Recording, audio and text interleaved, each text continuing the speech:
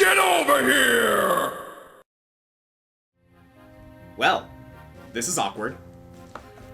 So, we are literally stuck between a big-ass rock and a hard place in the form of a very defensive spider.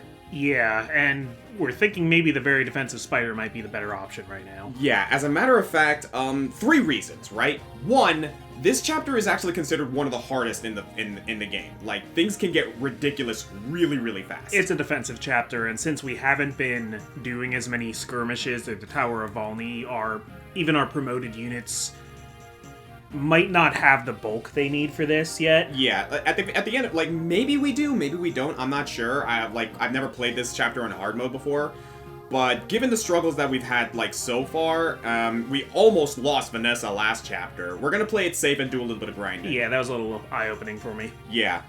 The second reason, there are chests in this chapter. A lot of them. We have, like, no keys. I'm actually gonna check my inventory real quick. And to get keys, we need to get past this spider. Exactly. So, who's got a free space here? If we go into our supply, we have 1 chest key. We're gonna need more than that.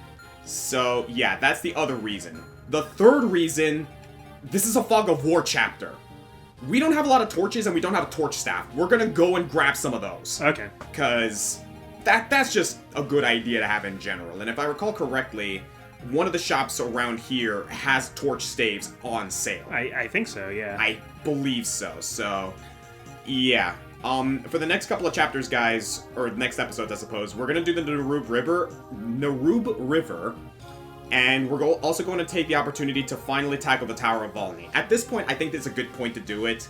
I think the Tower of Volney is easier than Chapter 19 at this point. Is it actually? Yeah. Like, it's only 8 floors, and it's like... I remember it being way more than that. It's only 8 floors? Yeah. Huh.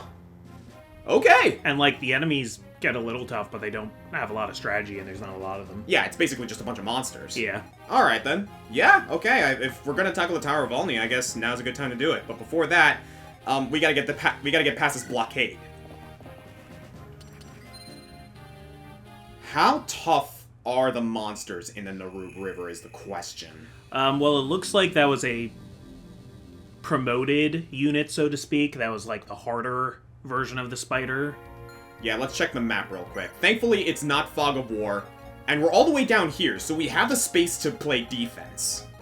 Let's see, we got, level 16. Ooh, okay, so these guys are actually not entirely, let's see, okay, so the Bales are the lower, the Elder Bales are the tough ones, and they're that's actually a respectable level. Bonewalkers, yeah, okay, so these guys aren't, like, too powerful. They're, like, technically pre-promoted. So Chapter 19, we're allowed to bring, I think it's 17 units into. Really? Yeah, and after that, Chapter 20, we're allowed to bring 18 units into, which is the most we can for any chapter. Got it. So I think we should pick the characters that we're planning to use that are the lowest level. Sounds good to me. And maybe take the opportunity to do a couple of characters that maybe we... Like, you said like 17, 18? Yep. Do we have that many in our main roster? Well, let's take a look. Let's count them out. Alright then. We're actually going to go ahead and do this off screen, so we'll be right back, guys. Yeah! Alright, so... Ay, madre mia! Starting right off with a killing edge. Well, if you want... We could kill him immediately and grab it! Yeah, just send Garrick right up there, or Franz. Oh, he's got a killer lance, too. Yeah, then maybe give them a turn to get closer. Yeah, like, stay out of their range, but, like, just let them come close first? Yeah, next turn will. Yeah, I didn't even realize that was a thing. Holy smoke. Okay. That's the one thing with the Bone Walkers, is that because they carry actual weapons, they can do funny things like that sometimes. Mm-hmm. Alright, so yeah, I'm thinking putting Gilliam right here just to tank these spiders, and I feel he's more than capable of dealing with this. As for everyone else, gotta just be on standby, honestly. Iron Lance is fine.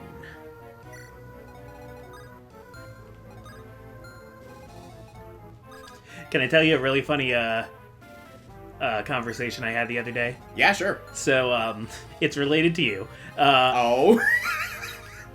Okay. So, we had a party for New Year's over at our friend Patty's. All of us, we did like a potluck. Yeah. And I guess at some point, so you know Isaac.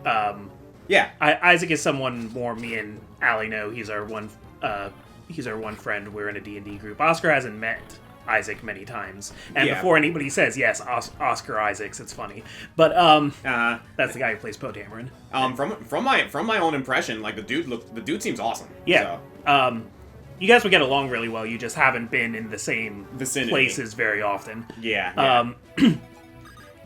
At one point, I think you and Joe and I were upstairs and we were talking about Fire Emblem Three Houses because Joe got into that game recently. Yes. So he's got a lot of like fresh opinions. So we were talking about that. Mm-hmm. And at one point, Isaac came upstairs and said, "Hey," and then Allie called me downstairs, and I was playing a board game with them. So I know at one point Isaac was hanging out upstairs with you and Joe. Yeah. So the conversation was just like a couple weeks ago when I saw Isaac for D&D. We were on Discord, and he says, "Hey, so question for you, John. What is Fire Emblem?" Oh no! Oh no! He's like, I know it's a video game. They were talking about it a lot, and I didn't really.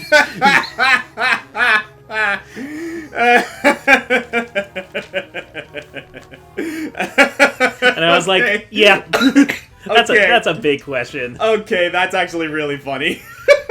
And then I recommended Three Houses to him. Okay. I'm trying to get him. He's borrowing our copy of Pokemon Violet right now, but I'm trying to convince him to play Three Houses. I'm gonna send that Killing Edge to the convoy. Okay, that is interesting. Because he's not as much of a gamer as us. He has video games that he plays, but like he's not gonna have every system. He doesn't have like I don't think he's going to go out of his way to play like an older Fire Emblem game. Like yeah, like he's not gonna find a copy of Awakening or something. Or like Blazing Sword even. Yeah. So honestly, like that's actually an interesting question because this guy's got a Zambato. Okay, keep that in mind. Like, from what I know about him, the game he would like the most that would be easiest for him to play would be Three Houses, and I could just lend him a copy. Yeah. Because he has a Switch. Mm-hmm. Honestly, I actually had a couple of conversations recently about, like, some people were asking me about, oh, hey, Oscar, like, if you're not a Fire Emblem fan, like, what would be a good game in the franchise to, get into Fire Emblem? I always have the same answer.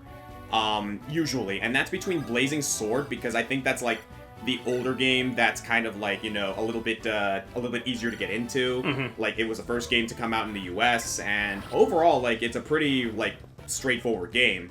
The other one would be Awakening, because I think Awakening, like, did a lot to bring Fire Emblem more into the modern age, and like simplify a lot of things for newcomers to like be able to ease themselves into it. There's some much needed streamlining in Awakening. Absolutely. Those are usually the two I would say as well.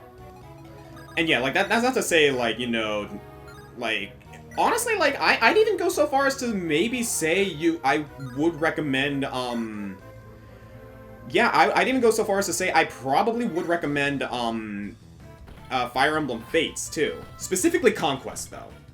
Though I think Birthright does have its merit as being, like, the game that has, like, the ability to grind and, like, go around the map and, like, do skirmishes and whatnot. I think if I were to go into Fire Emblem Fates somehow without any preconceived notion of Fire Emblem, I would probably enjoy it just fine. Yeah, that's fair. The reason I say that is because, like, aside from my gripes with the story, and I want to make this clear to a lot of people, because a lot of people have the impression, justifiably, that I don't think Fire Emblem Fates is a good game in any stretch. Dude, I think Fire Emblem Fates is a fantastic game. Yeah. Like, there's a lot of things that Fire Emblem Fates does right. It's just that one bit that I do not like about it in the least. But, take that for what you will. And for me, like, the story is really important. I know for some people that's not... Like, some people don't have any problem with the story. Yeah. but two, some people are like, oh yeah, it's a bad story, but it's still great Fire Emblem. And for me, like, that context of what you're doing and fighting is a really huge part of the experience. I can't just not have it. That's actually an interesting point of contention, because, like, for me personally, I'm the type of guy who would be like, oh yeah, the story is not that great, or it's not that good, or even, like, bad a little bit. I wouldn't mind it if the game is really, really fun to play. And Fire Emblem Fates is a really, really fun game to play. I guess maybe it's because I have the context of I care about Fire Emblem more than the average Joe. So, like, the context is a little bit more important to me. So, it gets out to the point where it's like, oh, yeah, like, I mean, I think... Because my first game was Sacred Stones, which maybe isn't the best Fire Emblem game. But it made me a fan of the whole series, and... While I think if I were to play Fates first, I would be able to just like it on its own merit, I don't think I would have gotten as deeply into Fire Emblem without, like, a story I really cared about. Yeah, I can actually agree to that, because, like, I will say this, Blazing Sword's story is nothing too special, but it's simple enough with also having plenty of, like, merit on its own. Like, it's a story that stands on, like, by itself. And it is engaging enough for me to be like, oh, hey, it's making me want to look more into the finer details of this game. And when I do, it's a lot of fun. Yeah, it's like, I wouldn't want to play Persona 5 if it was just the metaverse. Yeah, like, yeah. That the point is that it's both, for me. Sorry, just checking weapons here. This guy's got... Ooh, Toxic and Dragon Spear. Okay. These two can't reach Gilliam, though, so he's fine just... holding the line here. I am going to move Sade, though, because he's in range of that gargoyle. Should I put him in the trees? Or... Nah, I think I'd rather not have him be in he doesn't need to... He doesn't need to take a gargoyle hit. Yep, there we go. We can start getting these guys. I am, like, checking weapons because I do not want to, like, get blindsided by something. Yeah, it's just the Bone Walkers that even have weapons. You got a Fiery Fang and you got the Zombato. Garrick and Joshua haven't been hit yet, so I think they're both fine just to form a bit of a wall here. Yeah, I didn't realize Garrick was only level 2. We need to get him some experience. But yeah, I usually recommend either Blazing Sword or Awakening, but that's not also to say that Three Houses isn't a good place to start, because again, I still think Three Houses stands on its own. Yeah, Three Houses maybe isn't, like, typical of most Fire Emblem games, but I do think what it does is really cool. So. Yeah, and it gets the point across. It's like, oh, hey, yeah, like, this isn't your typical Fire Emblem. You can, like, even with that context, you can still treat it as its own thing enough that you still get enjoyment out of it, even if you've never played a Fire Emblem game before. Yeah. My biggest issue with Fate, or not just the story with Fates, right? My other issue with Fates is the fact that it's split into 3 titles. Like, things can get a little messy, things can get taken out of context, and yeah. The way they did Revelations, I think, was dumb. Like, it would certainly help, I think, if they came out with a real, like, definitive edition. I agree. Of it. That would at least help. Because... Nice, Gilliam! Like, if you're a normal person and bought one version of this game and not 2.5... You and I. Then... And I did eventually buy all 3 versions of Fates, but... Yeah. I started with Birthright. I started with Conquest. I actually tried to get the, like, pack that had all of it. Nice, Joshua! But it was sold out, so I just got Birthright. But, like, if you only got one version, your decision to only get one version is front and center. That's, like, the first experience you have. Yeah. Or, like, after 6 short chapters. Like... The pact is... Yeah, it's like you've said in different content. Like, narratively, the choice Corrin makes in Chapter 6 is so important, but really, you made the choice already when you bought the game. Exactly. It's decided for you, and personally, I am not a fan of that design choice in the slightest. Like, are you really going to pay $40 right here to download the other version because you, like, don't ethically agree with what Corrin's about to do. Exactly. Especially because, like, okay, maybe this is, like, maybe this is a hot take, I don't know, but, one of the things with me, that... You get him with Sade? Well, Sade can't reach because, he's in the way. Okay.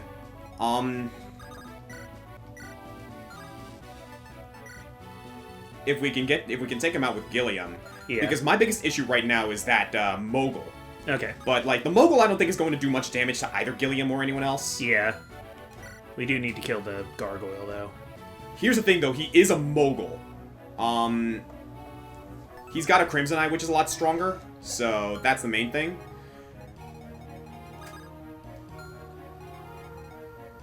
Yeah, because what I want is to be able to, maybe, get these guys out of the way to kill the Mogul.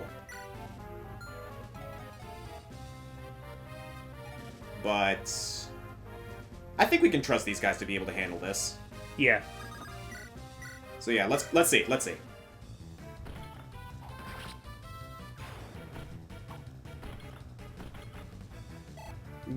Here's an interesting question for you. What would you say is the worst Fire Emblem to try and introduce someone to the franchise? I mean, I'm not even counting ones that haven't been localized. Yeah.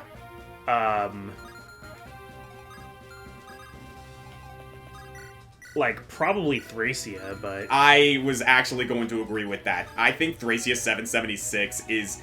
If you're trying to introduce someone to the franchise through Thracia 776, you're nuts. Like, you're actually a nutcase. Yeah. Like, Thracia 776 has a lot of issues. A lot of it being its broken-ass difficulty curve. It's actually atrocious. As much as I love it, Path of Radiance is very messy. It is messy. I still think it's, like, good enough that it can stand on its own anyway. And, like, it is still a very enjoyable game. It is not as messy as Thracia, though, if you ask me. Yeah. Okay, as long as there's no one else up north, yeah, like, we can have Franz take out that Mogul, and these two are more than capable of dealing with that gargoyle. Yeah. Okay.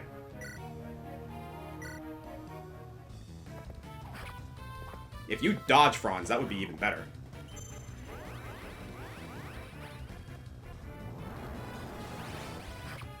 Nope.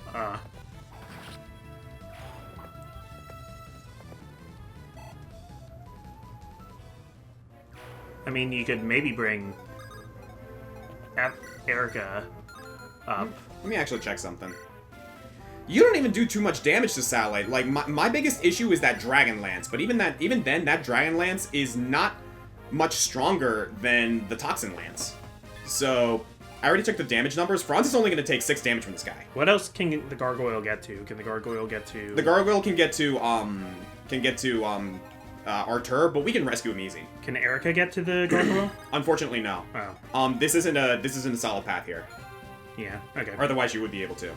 I think we gotta play, Rescue Operation with Artur, and we can let Gilliam and, Franz handle this. Yeah, Like, alright. That gargoyle is the only enemy around here. They're not in danger. Okay. I will say, if you're looking for something to truly introduce you to Fire Emblem, for as boring as a game as it is, Shadow Dragon's not terrible.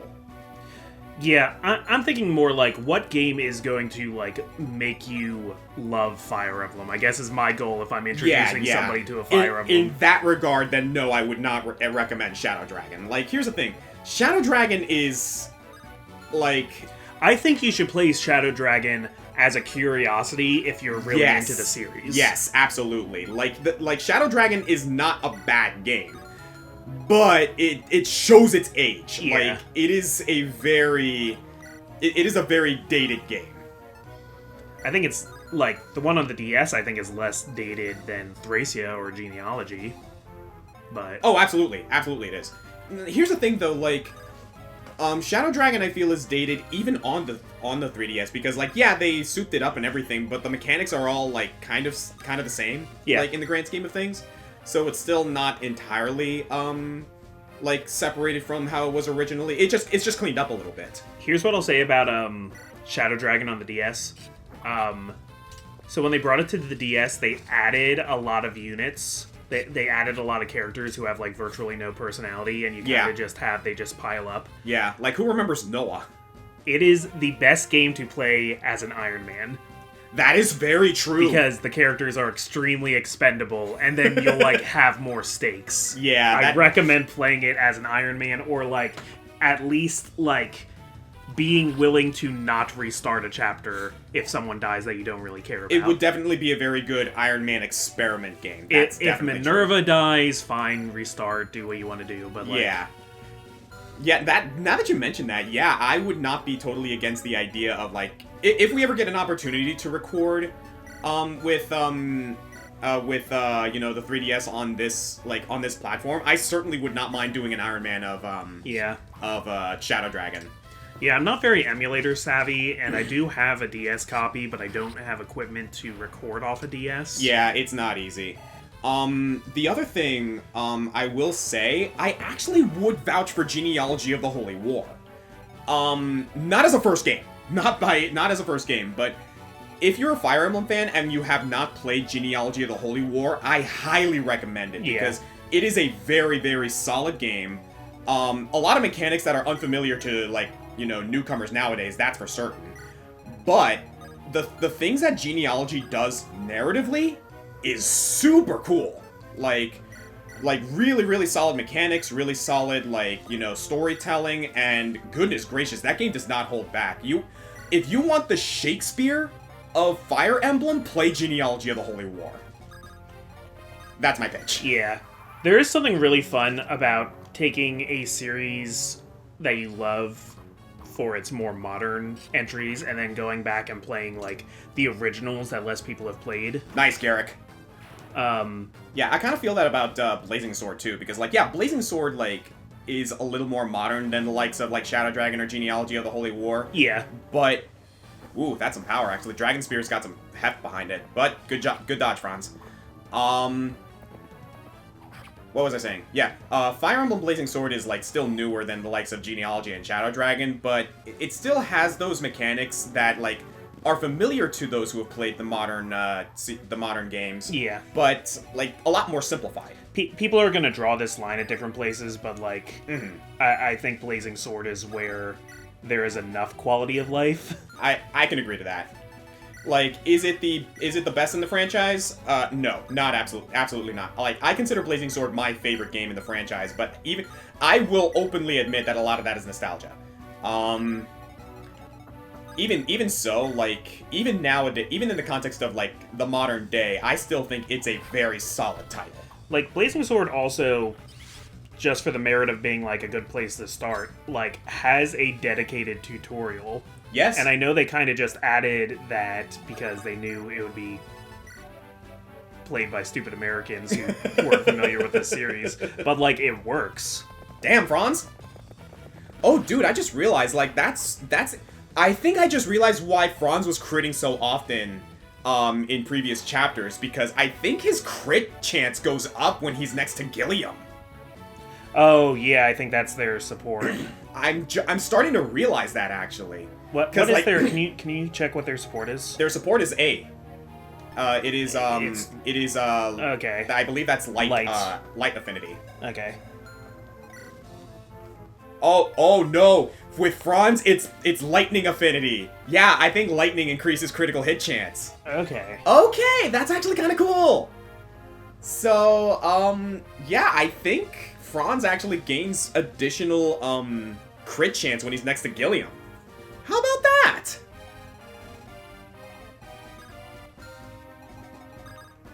Looking it up. Yeah.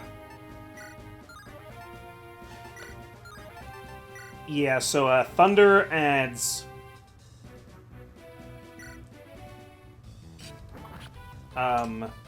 tiny bit to defense and a lot to avoid crit and dodge. There you go. So it's a luck stat increaser.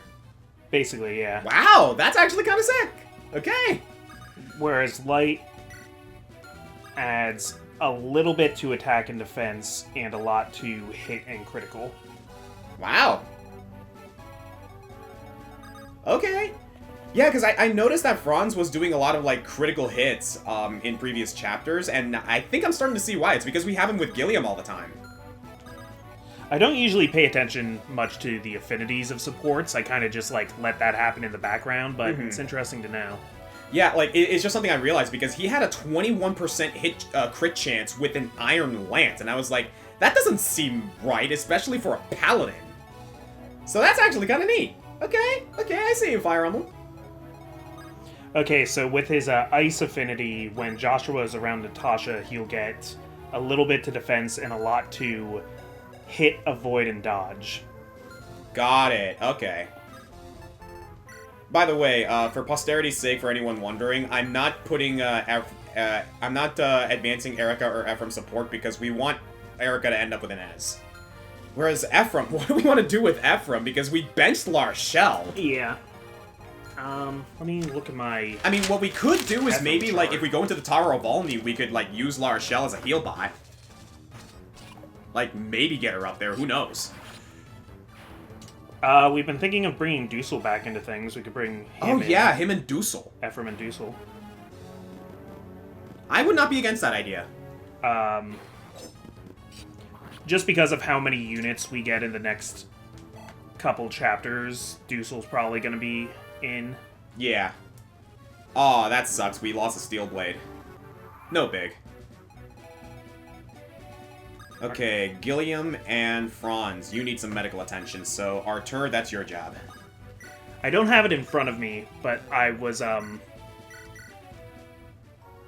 working on just as like a writing exercise. Yeah? I was doing a what if Radiant Dawn had support conversations tree, yeah. where I was trying to figure out and give each character like 5, maybe the really important characters can have 6 or 7, like, of just figuring out who their supports would be. Ooh, okay. Yeah, why not? Let's go down the list here. Like, pick a character and we can determine what their support what kind of, like, support conversations they would have. Okay, so, yeah, let me bring up, like, Radiant Dawn characters.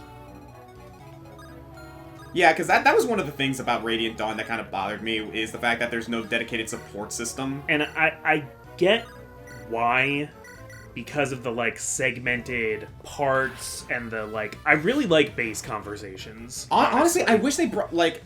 They still have those, but I wish there were more of them if they were going to do away with the support system. Like, the like, base conversations that you have with Ike with the rest of the party in Path of Radiance, I think are fantastic. Yeah. Like, that's actually some of the cooler bits of the Radiant series, if you ask me. They do a good job making all the units feel like they're actually there throughout the story. Yeah, like, they even made Makalov relevant by having Ike basically strong-arm him into service. Well, let's start there. If Makalov had support conversations in Radiant Dawn, oh, okay. let's try and get 5.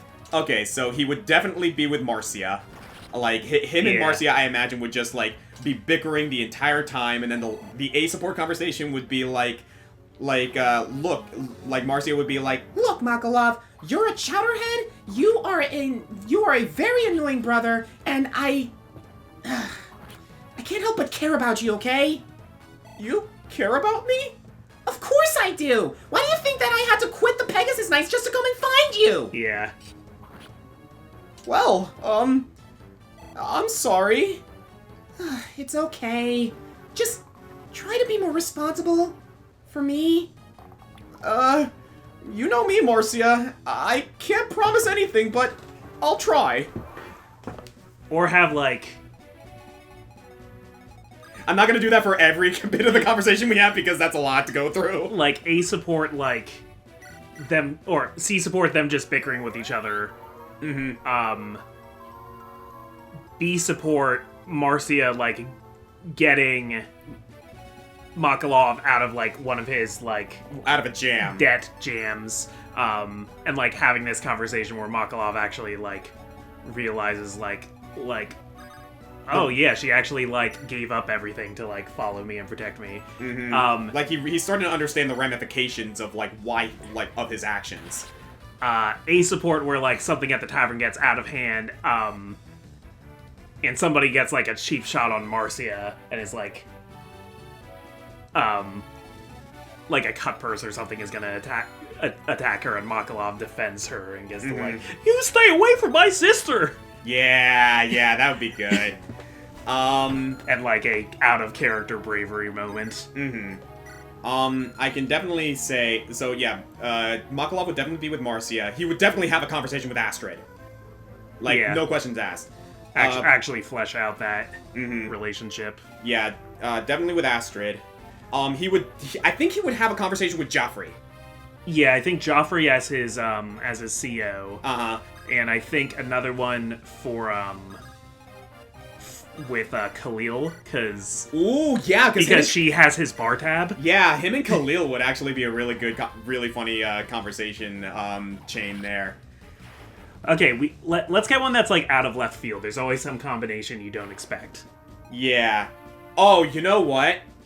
I imagine Makalov would have a funny conversation with Volk. Okay. If there's one character who understands the value of payment, it's Volk. He would berate Makalov for having so much debt.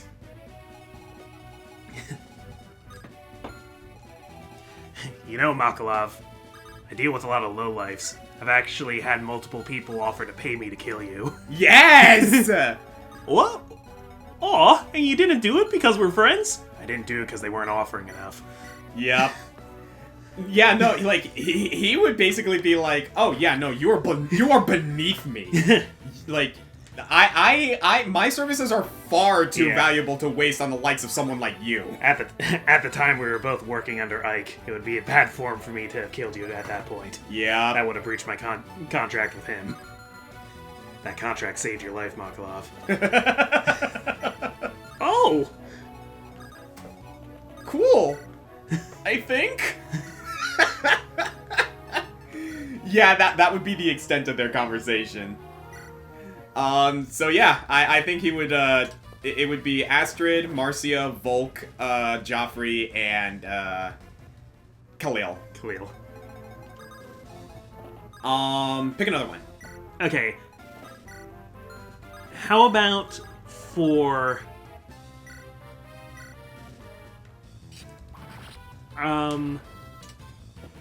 Okay, how about for Mist? Mist. Easily Ike. Yeah. Easily Boyd. Yeah, you gotta... You gotta have a conversation with her and Boyd. And you could also do Rolf, because they're, like, the, like, childhood friends who were together all the time, but... Yeah, so Ike, Boyd, and Rolf, easy.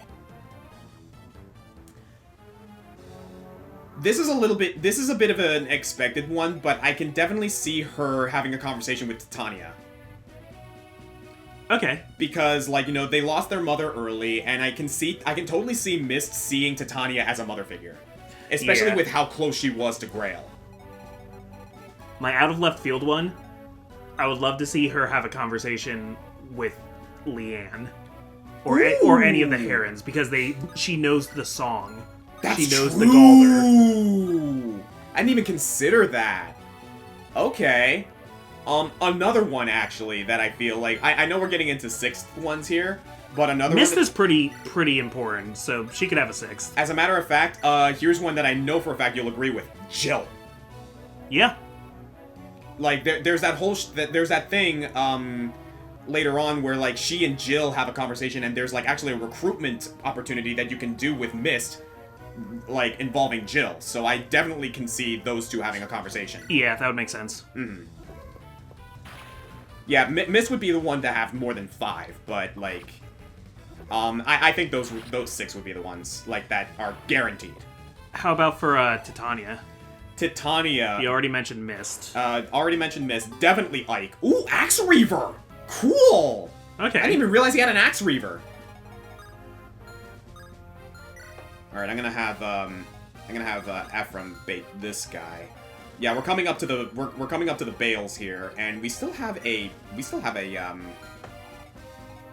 or the elder bales here. Yeah, I'm just gonna have Ike bait this guy, and he's out of range of the mogul, right? Yep. We can have Artur handle that once he's in position. Okay. Titania. So yeah, definitely Mist. Definitely Ike. Reese. Yeah. You know she's gonna have a conversation with Reese. Yeah, her and Reese are close. Mm-hmm. I can totally... Go ahead. One I thought would be cool, more out of left field, is Titania and Tyranio. Oh. Because those are both people who know Grail from back when he was Gawain. That's true, actually, yes. And I'd love one of them, like, reminiscing. Mm-hmm. And that's where you could, like, get really... That's where you could, like, really more heavily hint with Tyranio being like, you did not just respect him, did you? You loved him.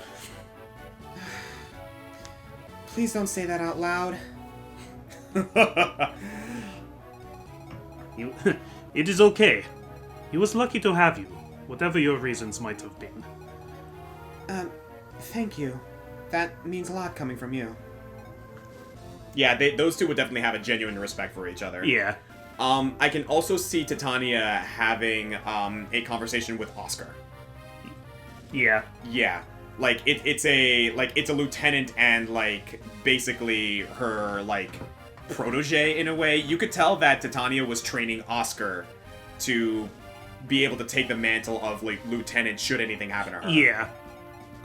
Yeah, I think if she died, Oscar would be the person to be Ike's left hand. Absolutely.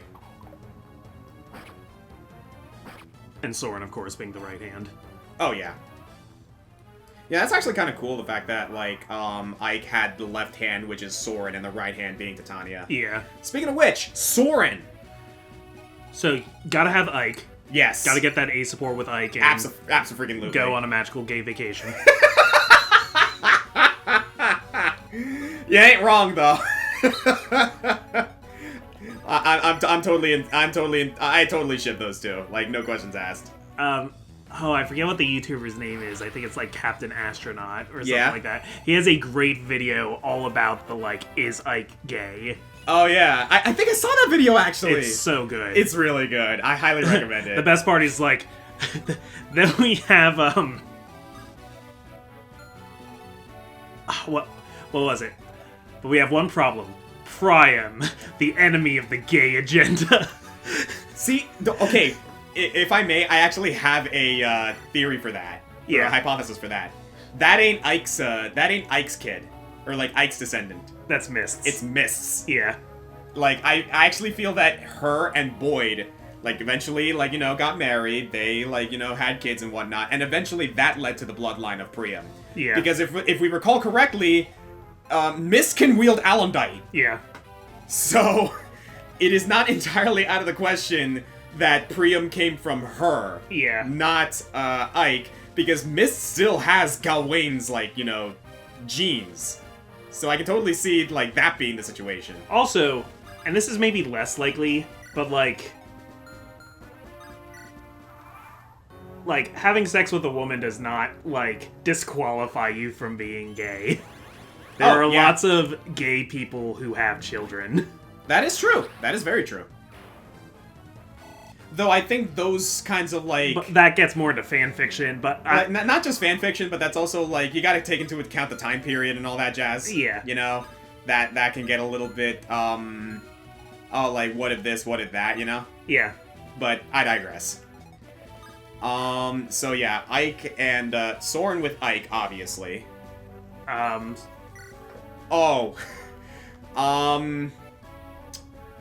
It can't happen because he doesn't show up until, like, the very, very end. I suppose it could happen in, Radiant... Are we including Radiant Dawn here? Oh, this is all in Radiant Dawn. Oh, all in Radiant... Oh, yeah, that's right. So, Radiant like, Dawn's the supports in Path of Radiance still happen, but this is... Got it. If they were in Radiant Dawn. Peleus! Peleus would be a great one. You know he has to get a conversation with Peleus and Micaiah. Yeah. Like, him, Peleus, and Micaiah. It would be interesting because you'd pretty much have to do it in the tower at the end of the game. Yeah, which is possible. We've seen weirder, like, you get Renault and Blazing Sword, like, literally, like, the chapter before the finale. Yeah.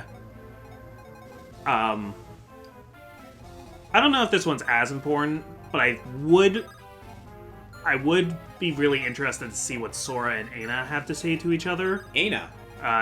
Yeah, the Red Dragon. Yeah. Because they were opposing tacticians during the Mad King's War. That's true, actually. I would love to see that. As a matter of fact, leaning more into the Laguz bit as well, because, you know, that's a thing with Soren and, like, his prejudice, I feel like he would have a support chain with Ranulf. Yeah. Because, like, it's established throughout Part 2 that, that Ranulf has a massive amount of respect for Soren. Like, he finds him cold and everything, but it's like, you know, he recognizes, oh yeah, he's just like that. Doesn't stop him from being a brilliant man. And it'd be great to see some more, like, post-racism Soren. Yeah. See Soren actually being over his anti-Laguz sentiment. Yeah. In a similar vein, I think another support chain that would be really fun is him and Skirmish. Yes. Like, Soren and Skirmish would be fun. That would be really good. That would be really fun. Soren would be throwing so much shade and Skirmish wouldn't even realize it. Yep. Alright, we gotta bait this Bale. He's got a lethal talent, so I think that's gonna be Gilliam's job in the trees. And then we can go in from there. So this one's probably gonna be for me. What about Nephany? So I have two easy ones. Yeah. Which is Braum, because they're from the same town, and Yes. Heather, because there's already a lot going between them. Oh my god, like, Heather has a massive crush on Nephany. Yeah. Like, we were talking about the gay agenda earlier. Yeah, Heather's up there. Yeah, so Heather and Braum. Why do I feel like she should have a conversation with Danved? Well, she had support with Devdin in Path of Radiance. Yeah, there you go. So Danvid's pretty similar to Devdin. You know, they have some similarities. We are never gonna get over that. Damn, Gilliam, this guy doesn't even touch you. Gilliam!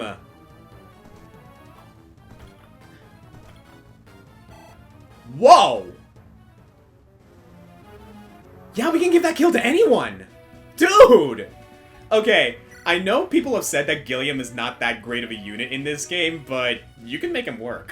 Yeah. You can totally make him work. We made him work! I was not Team Gilliam at the beginning of this playthrough. No, this guy's been doing a great job throughout this entire playthrough. So I'm very happy about that. Who do you want to give this kill to? I'm thinking Franz. Yeah, Franz can use the levels. Steel Lance? Sure. Yes. The lethal talent doesn't even do much to him either. Franz, where did you come from? Renee? Fair enough. So yeah, Braum, Heather, and Danved. Oh, you know what? I feel like she would have a conversation with Khalil. I remember there was a conversation in the previous game where Khalil was talking about, like, you know, Nephany trying to be a prim and proper, like, trying to speak in a, like, proper manner type of thing. You could do a continuation of that. Yeah, definitely. And I think the other character that I feel she would have a good conversation with is Zyhark. Ooh, okay. That's my out of left field one, but I feel like Zyhark and Nephany are both kind of good in that they're both kind of fish out of water when it comes to being part of the Grail Mercenaries. Yeah. And I feel like they both would have a lot of respect for each other. Yeah. Zyhark would definitely respect Nephany's strength, and Nephany respects Zyhark for not necessarily judging her in any way, shape, or form. I feel like that would be one where, like, the C support would be, like, them in the supply, like, bumping into each other and both just, like, being really awkward. Mm-hmm. And then it would grow from there. Yeah, it'd be like the bead conversation would be like, so Nephany. Oh, Zyhark, what is it? I wanted to apologize. Apologize for what? You know, it seemed like I made you a little uncomfortable back in the supply room, and... Oh, that. Nah, don't worry about it. That's just a thing with me. What do you mean? I'm not exactly good at talking, so I try to not do that as often as I can. Just, I don't know. Why are you nervous about talking? We're all friends here. Well, it's how do I put this? It's because of the accent. Your accent? I don't talk like most folks around here. All this prim and proper talk they got with all these nobles and stuff, never my thing, and I feel out of place. Is that it? You don't have to worry about that with me, Neffany. Really? Yes. You've been a great asset to the army, and you are quite strong, if I may say. That's all I care about. Oh. Well, thanks. If you ever need to talk, you know where to find me. Right. Thanks. And that's the B conversation. Yeah. And then the A conversation would be, like, them maybe asking to, like, be sparring partners on the regular. Maybe, like, you know, go do some mercenary jobs together. I also... like, let's do some sparring, and if we happen to also practice conversation while we're doing it, there you go. Also there you go. us. Yeah. Yeah, that would be great. Yeah, I definitely see Zyhark and Neffany having a couple conversations. Because I get the sense with Zyhark that he also isn't a big talker of, like, he's a branded, and he seems to relate more to Laguz than to Bayor. That is very true, actually, yeah. Like, for all intents and purposes, like Zyhark is a Laguz emancipation agent. Yeah. Like, the dude, like, fights and lives for the Laguz. Okay. Last one. Uh-huh. What about Edward? Edward Of the Dawn Brigade. Definitely would have a conversation with Leonardo. Yeah. Yeah, because they're besties. Definitely Nolan. Like, I could definitely see him in Nolan. I think so, too. Who else? I think it would be interesting to get him together with Mia. I was actually gonna say him and Mia. I actually agree with that. Because I was gonna say maybe Zyhark, but I think Mia makes a lot more sense. And I think Mia would be complementing his form with the sword, and he just, like, has never had anybody to compare himself to before, so... Mm-hmm. And a bit of an out-of-left field one, I can see him maybe having some conversations with, I'm trying to remember his name. Really, really cool swordmaster dude that you meet in the desert. Stefan. I feel like Edward would have, like, some deep conversations with Stefan. Stefan could offer to train him the same way he was training Ike. Exactly. An interesting, like, conversation, like, that I saw in Blazing Sword was Ninian and Hawkeye, which is, like, not one you would expect. But, like, it's one of those cool ones that you, like, realize, oh yeah, these two have a connection because of their, like, connection to Arcadia. I feel like Stefan and Edward would, like, have that connection of, like, oh, they're like trained swordsmen, but Edward wants to get better, and Stefan is like, you have potential, kid. Train with me. That reminds me, we might have to add a sixth one for Soren, because Soren and Stefan have an ending in Radiant Dawn. Oh yeah! I forgot about that! Huh. So you could probably actually build that in the idea that, like, Soren would go back to the Desert Kingdom with him at the end. I actually can see that, yeah. Of Stefan being like, there's a place where everyone is like us. Mm-hmm. Cool. Alright. May I actually want to continue this conversation, like, next time, because I like this. This is a fun one. Alright, yeah, that pretty much is the skirmish in the Narube River, so from here on out, we cannot train here. I hope nothing shows up when we try to come back here. If we get completely, like, stuck in a case like that, where we can't go anywhere, we can just go into a skirmish and then quit. That's true. We can always retreat. I keep forgetting we can do that. Which is what we'll have to do if, say, it's blocking our path back to the story. We'll cross that bridge when we get there. I'm the Green Scorpion. And I'm the ComicFoil. And, yeah, let us know in the comments, guys, for those who've played Path of Radiance and Radiant Dawn, what are some support conversations you think would have been really, really cool to see in Radiant Dawn? Because, like, I'm actually really curious to see what people think about that one. That was a fun conversation.